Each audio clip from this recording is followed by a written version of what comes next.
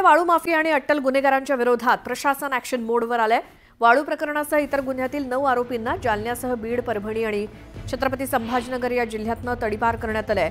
मराठा आंदोलक मनोज जरांगे पाटील यांचा मेहुणा विलास खेडकर याच्यावर तडीपारीची कारवाई करण्यात आली आणि मनोज जरांगे यांच्या आंदोलनामध्ये सक्रिय असलेल्या जवळपास 6 आरोपींवरती परभणी, जालना, बीड आणि छत्रपती संभाजीनगर या जिल्ह्यातनं हद्दपारीची कारवाई करण्यात आली आहे। पोलिसांनी या प्रकरणी एकूण 9 जणांवर तडीपारीची कारवाई केली। इकडे काय अधिकारी आणलेत, त्या अधिकाऱ्यांनी काय त्याला नाव कमायचे लय हाव लागली का काय? त्याला ते आंबरचं कोण आहे? त्याला हाव लागली का काय? गरिबांच्या पोरं गुतवून एकीकडून म्हणायचे केशी मागं घ्यायच्या आणि दुसरीकडून केशी उचकायच्या। केशी उचकायचे कोण आलाय तो नवीन? त्याला लय हाव लागली काय नाव कमावायची? बेटा, गरिबाचे मराठ्यांचे पोरं त्यांचं वाटोळं करून तुला नाव कमावायचं आणि आमच्या पोरांचं वाटोळं करायचं। तुला जर लेकर असले, तू लेकराचं वाटोळं केल्यावरती गट्ट्यां ना कशा तरी तू बी गटशील।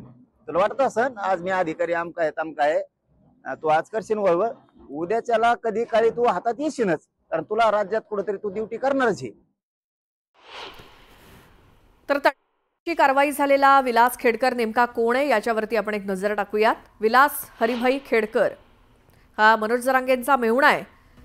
जालना, बीड आणि परभणीतनं 6 महिन्यांसाठी त्याला तडीपार करण्यात आलंय।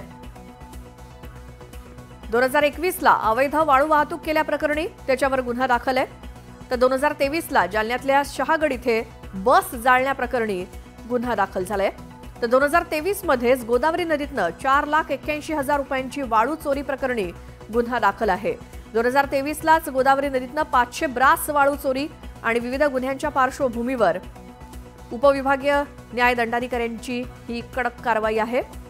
हद्दपारीची कारवाई करण्यात आली आहे विलास खेडकरवर, जो मनोज जरांगे यांचा मेहुणा आहे असं बोललं जात आहे।